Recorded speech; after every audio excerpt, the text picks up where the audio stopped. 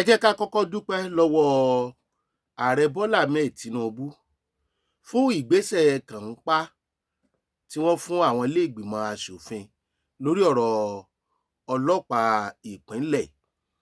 Ọ̀rọ̀ ọlọ́pàá ìpínlẹ̀ kì í ṣe nǹkan tí a ṣẹ̀ṣẹ̀ wà lẹ́nu ẹ̀. Ní kété tí ààrẹ Bọ́lá Ahmed Tinubu ti gorí àlééfà Excellency ni wọ́n ti ń jẹ ọ̀rọ̀ state police lẹ́nu. Ìlà fi máa ń sọ wípé ọba tó jẹ tìlú tú orúkọ rẹ̀ ò ní parẹ́, èyí tó jẹ tìlú tòrò orúkọ rẹ̀ ò ní parẹ́. Tí a bá rántí nígbà yẹn ọ̀gá àgbà àwọn ọlọ́pàá tó kúrò ńbẹ̀ lánàá yìí, wọ́n ní orílẹ̀-èdè Nàìjíríà ò tí ì ripe, allegedly wọ́n ní wọ́n sọ bẹ́ẹ̀ láti ní ọlọ́pàá tìpínlẹ̀. Ó wá rí bẹ́ẹ̀, ó tún rí bẹ́ẹ̀, iṣẹ́ tí wọ́n ní àwọn ní ọmọdé tí wọ́n fi sọ bẹ́ẹ̀. Ṣùgbọ́n nǹkan téèyàn bá ṣe náà la máa sọ nípa ẹ̀ títí tí wọ́n fi kúrò ńbẹ̀. Ọlọ́pàá ìpínlẹ̀ tó yẹ kó jẹ́ ọ̀nà ìgbàdáàbòbò àwọn ènìyàn lágbègbè wọn kò ṣeé ṣe. A dẹ̀ kí wọ́n kú iṣẹ́ takuntakun tí wọ́n ṣe, ìyẹn IG tán kúrò ńbẹ̀ tán ṣe lórílẹ̀-èdè Nàìjíríà. Ẹ kú iṣẹ́. Ọlọ́run lọ́ba ẹlẹ́san á san fún oníkálukú gẹ́gẹ́ bí iṣẹ́ ọwọ́ ẹ̀ ṣe rí. A yìn yín, ẹ gbìyànjú gan-an. Ẹ gbìyànjú láti mú orílẹ̀-èdè yìí láti mú sókè. Ṣùgbọ́n tọlọ́pàá ìpínlẹ̀ yìí táàrẹ Tinubu wá ní ẹ̀yin ilé ìgbìmọ̀ aṣòfin ẹ ṣe kánmọ́kánmọ́ kò gbọ́dọ̀ pẹ́, ẹ tètè ṣòfin lórí ọlọ́pàá ìpínlẹ̀. Wàhálà kan wà ńbẹ̀. Àwọn ilẹ̀ Ìgbò, Middle Belt, ilẹ̀ Yorùbá, Efik TV, gbogbo wọn inú wọn ń dùn. Ó jẹ́ nǹkan ayọ̀ àti nǹkan ìdùnnú pé ọ̀nà ètò ààbò wa ó tún lékàn sí. Torí gbogbo wa náà la nígbàgbọ́ nínú ọlọ́pàá ìpínlẹ̀. Ṣùgbọ́n níbi tórílẹ̀-èdè yìí dàgbà dé, Central Police ọlọ́pàá ìjọba àpapọ̀ nìkan la gbọ́kànlé, mélòó sì ni wọ́n? Ẹ mọ̀ pé nígbà tó wá débi tí àwọn agbésùnmọ̀mí afẹ̀míṣòfò ti ń lọ tiná bọ police station, tí ẹ̀ka ọlọ́pàá bá tàn yẹ́bẹ́yẹ́bẹ́ tó pọ̀ sí lóníkọ́wọ́-ǹkọ́wọ́ wọn ó lè máa ranra wọn lọ́wọ́. Ọlọ́pàá ìpínlẹ̀ tí ò ṣeé ṣe níjọba IG àná, kọ́lọ́ba kó jẹ́ kó ṣeé ṣe lásìkò yìí. Ṣùgbọ́n àwọn amòfin aṣòfin jàre, àwọn lábẹ́ ààrẹ Bọ́lá Ahmed ó ti pàṣẹ. Ṣùgbọ́n tí àwọn ilé ìgbìmọ̀ aṣòfin àti àwọn tó wà láàrin wọn tí wọ́n jẹ́ ará òkè ọya tí wọ́n bá jẹ́ kó ṣeé ṣe ni o. Àwa ń bẹ ààrẹ Bọ́lá Ahmed Tinubu. Ó láwọn ìgbésẹ̀ kan tí wọ́n gbé láìpẹ́ láì fi ti ilé ìgbìmọ̀ aṣòfin ṣe, tó dẹ̀ jẹ́ ìgbésẹ̀ tó yẹ pé tí wọ́n bá dúró de ilé ìgbìmọ̀ aṣòfin wọn ò ní lè ṣe. Ìtàwọn ilé ìgbìmọ̀ aṣòfin tá a fi síbẹ̀, òfin tí wọ́n ń ṣe gangan fáráàlú, aráàlú fẹ́ kán kọ síta káyé orí. Ìjókòó wọn, èyí táráàlú ń bẹ́nẹ́fìtì ńbẹ̀ látìgbà tán ti wà ńbẹ̀, aráàlú fẹ́ mọ̀ ọ́n.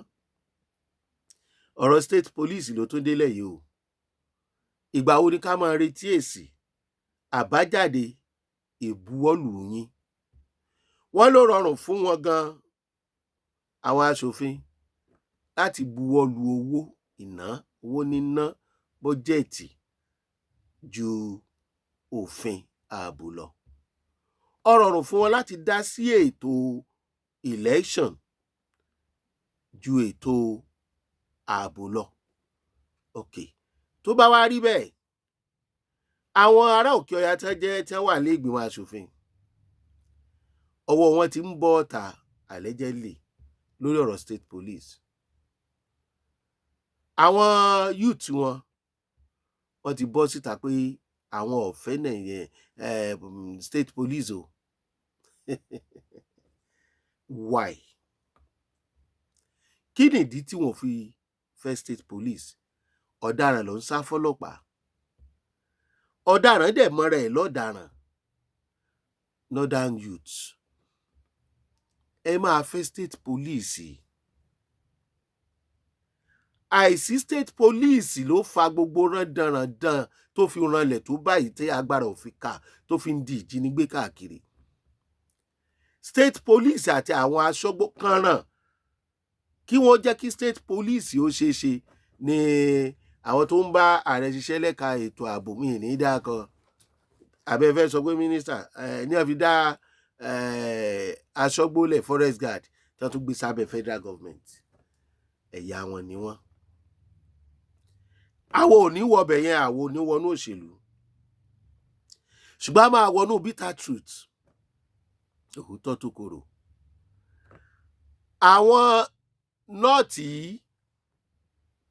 àwọn youth wọn kọ́ ló ń sọ̀rọ̀, wọn lè dá sponsor ara wọn. Iṣẹ́ wo ni wọ́n ń ṣe lẹ́yìn national cake, lẹ́yìn kan ṣe àlùmọ́jèrè, wọ́n dẹ̀ ń fàyè wá wí tiwọn. Ẹ lè fàwé Ìgbò ayé mídùúbẹ̀ ayé Yorùbá, ẹ lè fi wé tiwọn. Wọ́n ń gbẹnu àwọn kan sọ̀rọ̀ ni, kì í ṣàwọn northern youth ní ò fẹ́ state police. Kí ni ọmọ tó ń jẹ́ state police? Bí ó bá jáwọn olówó wọn ló ń finance wọn láti sọ bẹ́ẹ̀, a jẹ́ pé wọ́n ń gbẹnu àwọn olóṣèlú wọn sọ̀rọ̀ tí wọ́n represent wọn. Torí àwọn ẹni yìí mọ̀ wípé ní state àwọn tí wọ́n bá kówó jẹ, tí wọ́n bá náwó lúnàkúnà, kán tẹ̀ tó di pé state police ó gbàbọ̀dè, wọ́n ó sì kàn fẹ́ ṣiṣẹ́ bí iṣẹ́. Wọ́n á lè fẹ́ state police nítorí àjẹ́ńdà wọn. Wọ́n mọ̀ pé ó ṣeé ṣe kọ́wọ́ pálábá wọn tètè máa ṣégi níbi tí wọ́n bá ti fẹ́ hùwà ọ̀daràn wọn. Wọ́n mọ̀ wípé state police máa affect wọn. Now, ẹ fẹ́ state police, ṣùgbọ́n ẹ ń ṣe sharia police, isba, kán ló máa arrest àwọn tó ń jẹun lọ́sàn-án àwẹ̀ tí ò kàn wọ́n, tẹ́ ẹ̀ mọ condition tán wà. Ẹ wá máa gbọ́ o, báwọn pípù yìí ṣe ń ronú, tí ẹ dẹ̀ ń pè wá ní wọ́n Nàìjíríà ń surprise èmi. Wọ́n Nàìjíríà lábẹ́ orúkọ ni. Ìṣe wa ò dọ́gbasẹ́. Ẹ gbọ́ bọ́n ṣe ronú. Ẹ fẹ́ state police, ẹ dá isba lẹ̀. Wọ́n ti mọ̀ pé láàrin state police, Christian ó wà ńbẹ̀, oníṣẹ̀ṣe ó wà ńbẹ̀, kò ní ṣàǹfààní láti sọ pé sharia torí agbára àwọn federal police kò fẹ́ ká wọn mọ́. Wọ́n mọ̀ pé lọ́jọ́ iwájú ọ̀nà tí ń dí mọ́ gbogbo àjẹ́ńdà wọn nígbà tí àwọn state police bá máa fi fẹsẹ̀ múlẹ̀. Wọ́n dẹ̀ ṣe iṣẹ́. Kí ló dé tó pẹ́ tó báyìí? Òṣèlú ni o. Ẹ̀yin olóṣèlú yẹn sì bẹ̀rù Ọlọ́run. Àwọn kan ní ń gbégi dínà látìgbà tí ààrẹ ti sọ̀rọ̀ state police. Àwọn kan gbẹ̀yìn, wọ́n dá forest guard ilẹ̀, wọ́n lábẹ́ ìjọba àpapọ̀ ló wà. State police ò ní sí lábẹ́ ìjọba àpapọ̀.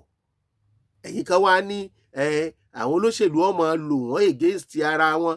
Ṣé wọn ò máa lo àwọn ọlọ́pàá orílẹ̀-èdè náà against ara wọn ni? Bẹ́ẹ̀ bá ní àparọ́ ẹ fẹ́ gbé wa, ẹ gbé wa. Ṣé bọ́lọ̀ wọn àmì ibi tá a mọ̀ là ń sọ tẹ́lẹ̀ mọ̀ náà làwa náà ń sọ là ń sọ fún yín. Kí wá ló wà ńbẹ̀? Ṣé bí gbogbo state police a máa jẹ́ kó ní kálukú ṣọ́ra ni? Ẹ ti wá mọ̀ wípé àwọn northern youth ti sọ pé àwọn ò fẹ́ state police yìí, nǹkan míì wà ńbẹ̀. Wọ́n mọ̀ kó máa difficult fáwọn honourables àwọn láti jówó ìlú wá pín fáwọn.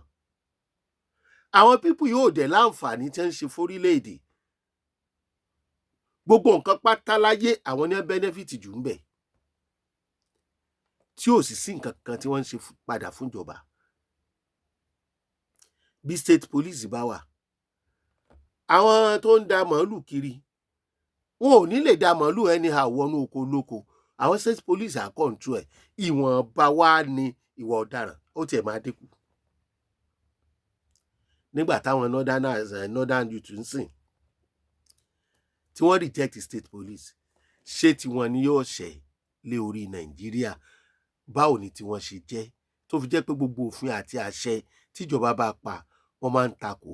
Wọ́n ní ká kó àwọn darandaran kó ìbọwọ́ wọn lẹ̀, wọn ò kó lẹ̀. Ṣùgbọ́n tí state police bá wà, wọn ò ti gbà wọn ọ̀bọ̀n yẹn.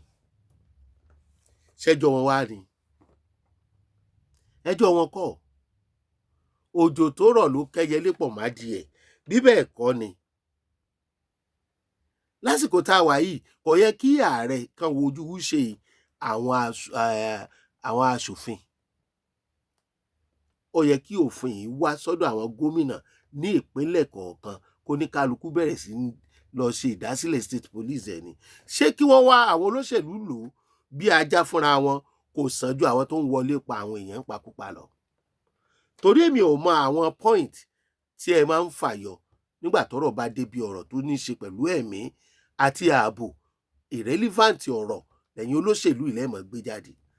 Àwọn excuses tí ò nítumọ̀ tó dẹ̀ jẹ́ pé ẹ fi ń fi ẹ̀mí àwọn aráàlú sínú ewu ni. Irú ayé wo la wà yìí? Kọ́lọ́run máa ṣàánú wa ni o. Lóòótọ́ ayé democracy la wà, ṣùgbọ́n àǹfààní wà fún ààrẹ láti dá state police sílẹ̀. Àpọ́nlé ni o. Tá a bá ní ká máa béèrè iṣẹ́ táwọn aṣòfin ń ṣe nílé ìgbìmọ̀ aṣòfin, ká ní ká kó jáde, ká tiẹ̀ rí iye òfin tí wọ́n ti ṣe látìgbà tí wọ́n ti débẹ̀, ká wá yọ èyí tó wúlò fáráàlú kù, tí ìṣọ̀rọ̀ bọ́jẹ̀tì ló máa pọ̀ ńbẹ̀. Ẹ̀yin tẹ̀dẹ̀ ń sọ àwọn youth north, àwọn youth yín tí wọn ò mọ nǹkan tó kù, wọn ò mọwọ́ ọ̀tún yàtọ̀ sí tòsì, ẹ continue. Ẹ̀yin tẹ̀ ń da ilé ìgbìmọ̀ aṣòfin rú, torí gbogbo aṣòfin kọ́ lọ̀rọ̀ tá à ń sọ yìí ló bá wí, torí pé agbára àwọn tọ̀hún ó lè fẹ́ ju, ṣùgbọ́n a rí lára àwọn tiwa náà tí ń gbàbọ̀dè nítorí iṣẹ́ ibi tí ń bẹ lọ́wọ́ wọn. A rí inú ẹ̀yà Ìgbò tó ń gbàbọ̀dè nítorí iṣẹ́ ibi ọwọ́ wọn. Kí ló dé tẹ̀mí aráàlú ò jọ yín lójú? Ẹni kí wọ́n lọ ṣòfin lórí pé kí aṣòfin kọ̀ọ̀kan máa gba 500 billions lóṣù. Látìgbà tí ààrẹ ti sọ, wọ́n ti fòǹtẹ̀lú, wọ́n ti jókòó, wọn ìgbọ́rọ̀ owó sétí, allegedly wọ́n lẹ́ẹ̀kì ń gbọ́rọ̀ owó sétí. Àwọn sọ tiwa o. Gbogbo àrà tó bá wu Fúlàní ní fi màálù dá. Ẹ má sọ wá di màálù lọ́wọ́ Fúlàní. Èèyàn ni wá, a kì í ṣe ẹranko. Ẹ̀mí màálù ó ju ẹ̀mí èèyàn lọ lọ́dọ̀ Fúlàní. Ẹ má fẹ̀mí wa lé wọn lọ́wọ́. Ẹ ṣòfin tí wọ́n ní kẹ́ ẹ ṣe. À ń lọ, à ń bọ̀, à ń jókòó, à ń ṣe gbá ìjókòó lórí kíni gan, kíni ìhàlẹ̀. Àwọn ò fẹ́ máa lọ bí owó tó ní kálukú ń gbà, ibi abá ti ń ṣe la ti ń jẹ. Ṣùgbọ́n ẹ ṣe normal. Gbogbo nǹkan táwọn èèyàn àlẹ́jì yín fún, ẹ má jẹ́ káyé orí yín bẹ́ẹ̀. Jọ́ mélòó lẹ́ẹ̀fi ṣòfin state police? Eléyà tó pèsè iṣẹ́ fáwọn èèyàn á tún dáàbò bo aráàlú. Ṣé yẹn ló wá difficult láti ṣe? A kí yín bẹ́ẹ̀ ṣe ń wò wá o. Bàbá wa ààrẹ Bọ́lá Ahmed Tinubu, ẹ ṣe lé ẹ ṣe dáadáa. Èyí tẹ́ bá ṣe dáadáa, á mọ̀ sọ pé ẹ ṣe dáadáa. Ó wá kù sí wọn lọ́wọ́. Àmọ́ tẹ́ bá rí pé wọn ò fẹ́ ṣe normal, ẹ̀yin náà tètè ṣe normal o. Ohun tó dáa ni state police o. A dẹ̀ kí IG tó kù ń bẹ̀.